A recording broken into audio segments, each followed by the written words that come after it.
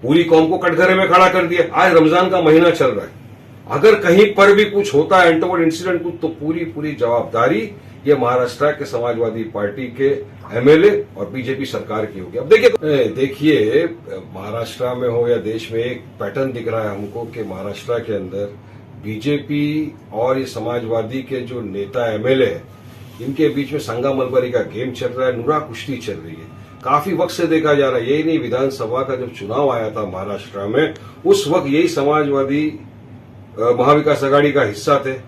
महाविकास आघाड़ी के ही आदित्य ठाकरे ने पूरे मीडिया को कहा है कि महाराष्ट्र विधानसभा के चुनाव के वक्त भी इन्होंने पूरी तरह से बीजेपी का समर्थन किया था। बीजेपी की बी टीम थी एसपी वाले, तब से अभी भी यही है। आपको पता होना चाहिए कि महाराष्ट्र के अंदर फिलहाल इतने सीरियस मुद्दे, बजट सेशन इतना इंपॉर्टेंट था, यहां पर पुणे का जो स्वारगेट रेप केस हुआ था उस पर चर्चा होनी थी, जो आर्थिक बहिष्कार करने की अब काशिफनाथ मेला के अंदर करे तो उस पर चर्चा होनी थी, जो दिन दहाड़े घर में घुस के चाकू से हथियार से यूज किया जा रहा है, चर्चाएं काफी होने वाली थी। बीजेपी सरकार को पूरी तरह घेरा जा सकता था इस सदन में, मगर क्या होता है कि बजट के पहले ही दिन सुबह में ये आते हैं 500 साल पुरानी बात, इर्रेलेवेंट टॉपिक के ऊपर एक ऐसा बयान देते हैं, सब स्क्रिप्टेड होता है ये। आप ऐसा बोलना जिससे महाराष्ट्र के अंदर भी हलचल मच जाएगी, भारत में देश में भी हलचल मच जाएगी, आप बोल दो, क्योंकि मैं तो आपके माध्यम से सुनता हूं सबके भाई आप कुछ वो ईडी के भी मसले हैं इनके, तो वो सब भी बचाने के लिए अपने आप को पूरी कौम को कटघरे में खड़ा कर दिया।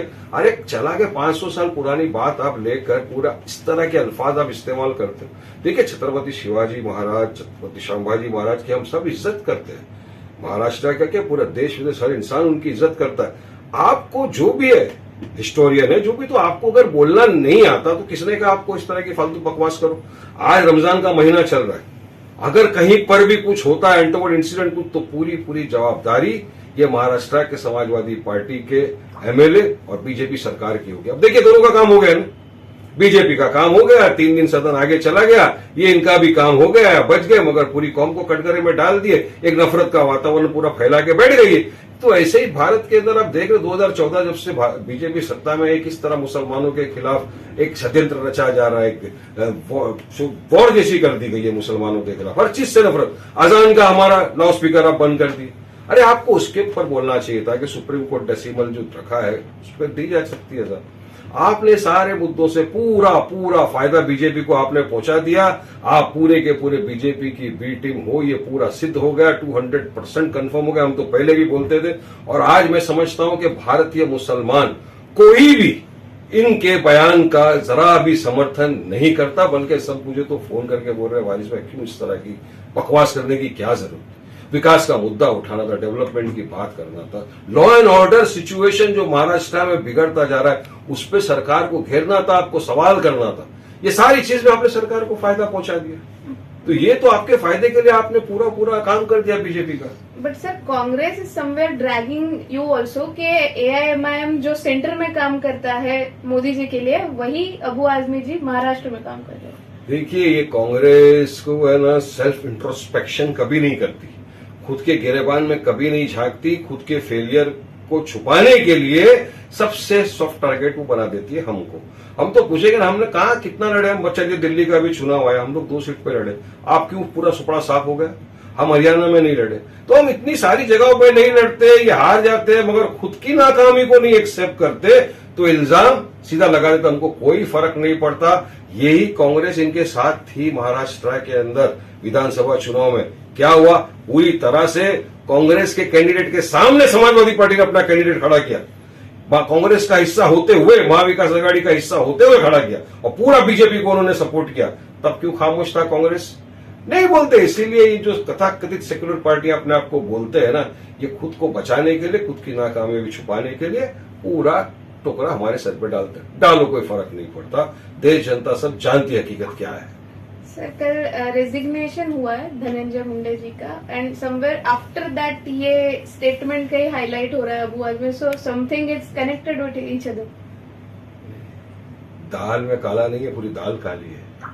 मैं सबको बता रहा हूं ना कि ये संगा मलबारी नूरा कुश्ती का एक गेम चल रहा है यहाँ पे, और उनके अंदर उनको मिल गया उनका मेन साथी बीजेपी को, समाजवादी पार्टी का ये नेता, ये एमएलए, ये मिल गया है इनको, उनको पता है ये कुछ भी बोल देगा इसको बराबर स्क्रिप्ट करके, तो उसने कर दिया उनका काम।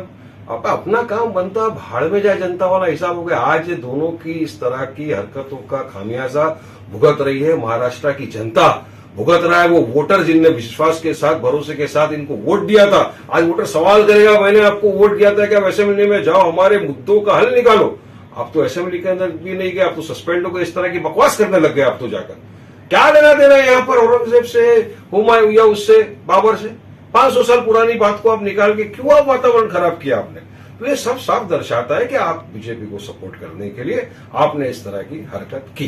सर एक आखिरी सवाल, जब सीएम की प्रेस कॉन्फ्रेंस हुई थी सेशन से एक पहले दिन, उन्होंने कहा था कि हम इसलिए 21 दिन का सेशन रख रहे हैं क्योंकि उनको अच्छे डिस्कशंस चाहिए, हमें कोई भी टॉपिक पर डाइवर्ट नहीं करना है। ये तो पूरा डाइवर्ट कर दिया ना। अब आप तो देखो ना, आज तीसरा दिन हो गया, कहाँ चला सदन? किसका नुकसान हो रहा है? टैक्स पेयर का पैसा जा रहा है, सदन चलने नहीं दिया रहा है। और क्यों? सोची समझी साजिश का नतीजा। और बीजेपी कामयाब हुई ना इसके अंदर, उनको मिल गया उनका बराबर से एजेंट, जिन्होंने बराबर से के साथ उसने अपने एजेंट का काम निभाया और स्क्रिप्टेड था पूरा, स्क्रिप्ट उसने पूरी अदा किया। और अब ये माफीनामा मैं अब वापिस लेता हूं, अरे ये सब छोड़ो, झांसेबाजी देना। तीर निशाने निकल गया, तीर निकल गया। आपको जो करना था आप काम कर दिए बीजेपी के लिए, पूरे पब्लिक समझ गई है। हम तो जहां कहीं जाते हैं लोग यही बोलते हैं, वारिस भाई क्या जरूरत थी इनको इस तरह के बकवासबाजी करने की? आज पूरी कौम को आपने कटघरे में लाके खड़े कर दिया सिर्फ आपके बकवासबाजी की वजह से। आपने पूरा बीजेपी का समर्थन कर दिया अपनी बकवास की वजह से। तो ये बात मुझे यकीन है महाराष्ट्र की जनता इसको भूलेगी नहीं और इसको आगे चुनाव में पूरा जवाब मिलेगा।